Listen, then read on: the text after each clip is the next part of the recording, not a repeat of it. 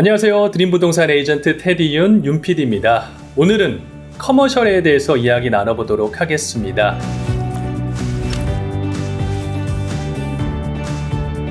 오늘 이 시간은요, 드림부동산 조진욱 부사장님과 이야기 나눠볼게요. 안녕하세요. 안녕하세요. 네. 저 드림부동산에서 커머셜하고 매니지먼트 담당하고 있는 조진욱입니다.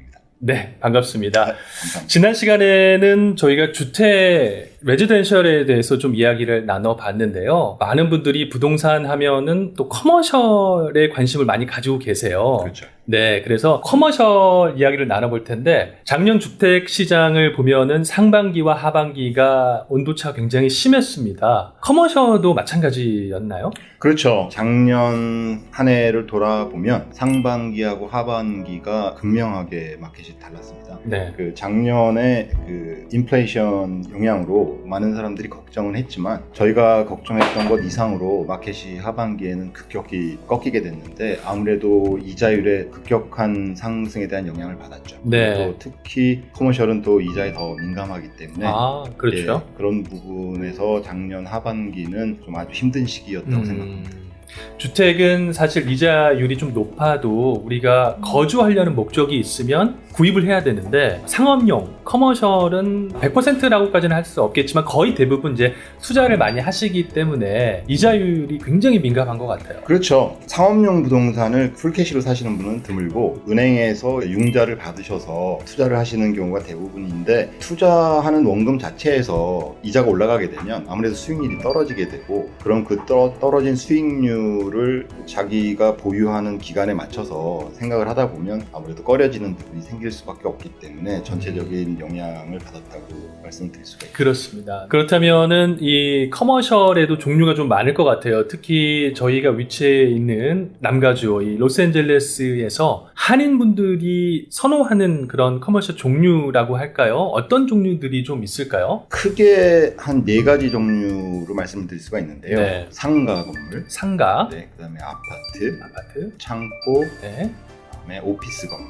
이렇게 오피스 크게 건물. 4가지 종류가 아마 한인들이 가장 선호하시고 네. 많이 투자하시는 종목이라고 말씀드릴 수 있습니다. 상가라고 하면은 저희가 그 파킹랏도 있고, 그렇죠. 그리고 뭐 상점들이 좀 있는 그런 그쵸. 몰이죠. 큰 카테고리로 이제 상가라고 말씀을 드렸는데, 상가도 네. 이제 사이즈별로 종류가 나눠지긴 하는데 제가 이제 그걸 다 일일이 그 디테일하게 설명드리는 것보다는 전체적인 상가 그 마켓의 분위기가 어땠는지 한번 말씀드리는 시간을 갖도록 할게요. 네네. LA 지역은 다른 대도시에 비해서 상가가 전통적으로 부족한 지역이었어요. 네. 그래서 다른 대도시보다는 상가 투자에 대해서 항상 수요가 높은 지역이었고, 상가 렌트도 미국 평균보다 한 40% 정도 비싸게 그 렌트가 형성돼 있습니다. 네. 그렇기 때문에 많은 상가 투자하셨던 분들이 그동안은 큰 수익률을 보시면서 많이 선호하는 건물 중에 하나인데, 네. 작년 하반기부터는 그 수익률이 좀 급격하게 악화되고 있는 상황이에요. 지금 코리아타운 지역의 평균 이제 캡 레이스라고 저희가 이제 수익률을 말씀을 드리는데,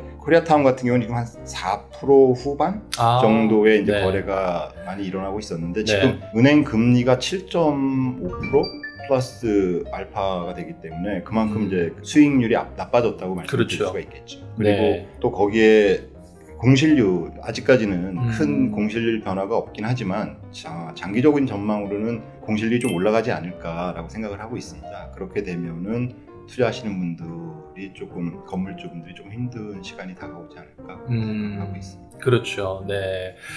상가도 마찬가지로 뭐 작년에 좀 많이 좀 힘든 그런 상황이었는데요. 그렇다면 상가 말고 또 많이들 선호하시는 게 아파트들을 많이 가지고 계시고 또 투자를 많이 하세요. 아파트는 어땠어요? 그렇죠. 그 한인분들이 가장 처음 부동산 투자를 하실 때 가장 접근하기 편한 게 솔직히 아파트입니다. 아, 그래요? 네, 그리고 안정성 면에서는 다른 기존에 말씀드렸던 종류의 건물들보다는 훨씬 더 안정성이 더 높은 편이고요. 네. 그다음에 가격대 매물도 여러 종류가 있기 때문에 가장 처음에 접근하시기에 좋은 매물이라 한국 분들도 항상 관심을 갖고 계신데, 저희가 그 아파트라고 하면은 한국에서 생각하는 고층 아파트들을 많이 생각하실 텐데 이쪽 LA에서는 네, 그건 사실 그건 작은 것도 아파트잖아요. 그러니까 임대주택을 저희는 아파트라고 그렇죠. 표현을 하는 거고요. 네네네. 그 임대주택은 이제 뭐 개인적으로 하우스를 사셔서 임대를 하시는 방법도 있지만 남가주 지역에서는 가장 많이 접할 수 있는 게 이제 유닛 건물이라고 해서 네. 2개 내지는 4개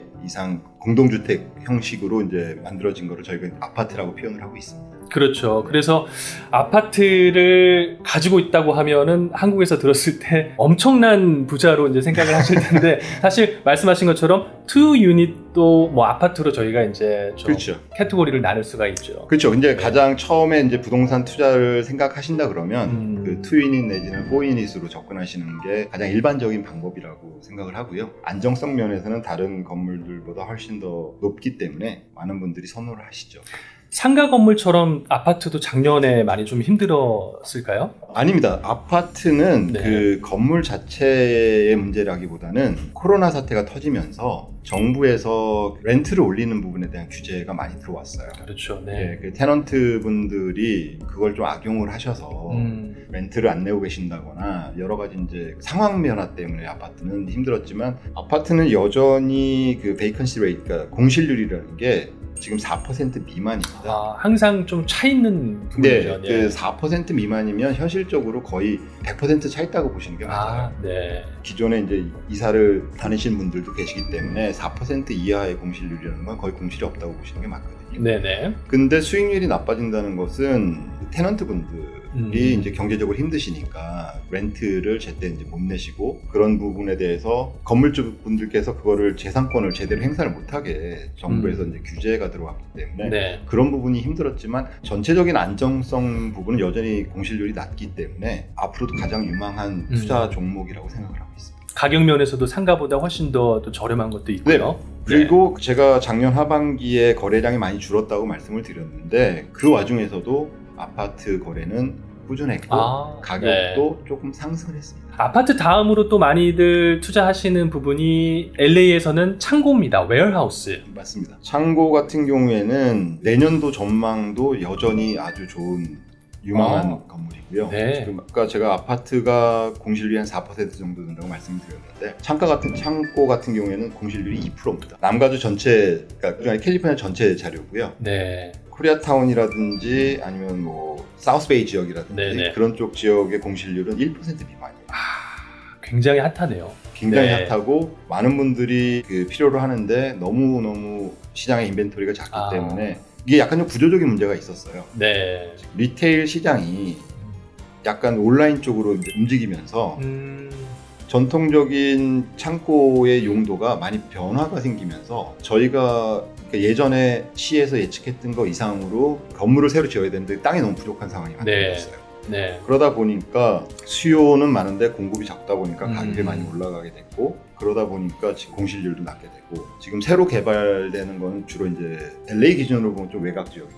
그렇죠. 예, 리버사이드라든지 샌버나디노 지역에 개발이 집중되고 있는데 많은 분들이 그 지역을 진출을 할 것인지 말 것인지 그분들의 이제 그 상황에 따라 다르기 때문에 지금 당분간 이 상황이 이렇게 크게 바뀌기는 좀 어려워 보입니다.